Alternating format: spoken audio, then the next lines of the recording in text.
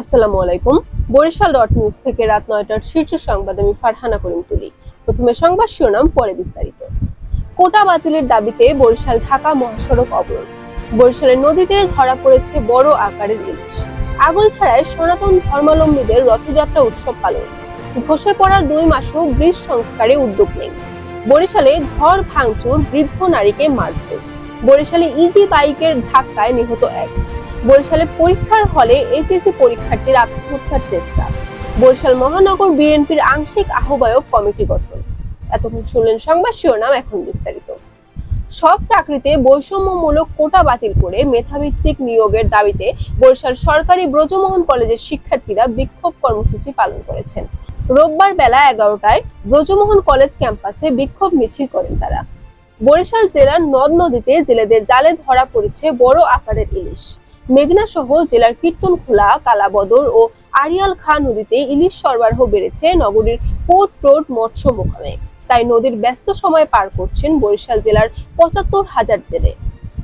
বরিশালের আগলছাড়ায় ব্যাপক উৎসাহ, উদ্দীপনা আর ধর্মীয় ভাব গাম্ভীর্যের মধ্য দিয়ে সনাতন ধর্মাবলম্বীদের অন্যতম ধর্মীয় উৎসব রথযাত্রা পালিত হয়েছে।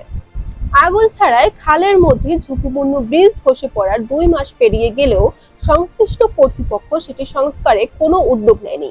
এতে সীমাহীন দুর্ভোগ পড়েছে প্রাথমিক বিদ্যালয়, মাধ্যমিক বিদ্যালয়, কলেজের শিক্ষার্থী সহ চলাচলকারী বাসিন্দারা।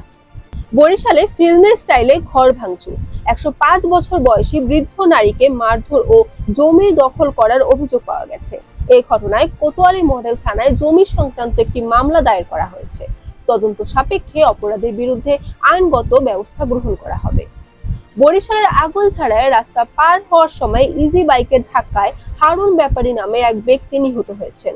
শনিবার বিকালে উপজেলার ফুল্লশ্রী বাস স্ট্যান্ডে দুর্ঘটনা ঘটে। হারুন ফুল্লশ্রী বাস স্ট্যান্ডের ব্যবসায়ী মৃত সবেদ আলী ব্যাপারীর ছেলে। বরিশালে পরীক্ষার হলে সুমা আক্তার নামে আত্মহত্যার চেষ্টাকারী এক এইচএসসি পরীক্ষার্থী হাসপাতালে ভর্তি করা হয়েছে। রোববার অমৃতলাল দে কলেজ পরীক্ষা কেন্দ্রে এই ঘটনা ঘটে। সে বরিশাল কলেজের বিজ্ঞান বিভাগের শিক্ষার্থী। বরিশাল মহানগর বিএনপির সাবেক আহ্বায়ক মনিরুজ্জামান খান ফারুককে আহ্বায়ক, সাবেক যুগ্ম আহ্বায়ক জিয়াউদ্দিন শিকদারকে জিয়া, সদ্য সচিব ও সাবেক ছাত্রদল নেত্রী আফরোজা খানম নাসরিনকে ১ নম্বর যুগ্ম আহ্বায়ক করে বরিশাল মহানগর বিএনপির ৩ সদস্যের আংশিক আহ্বায়ক কমিটি গঠিত হয়েছে। Barishal dot news.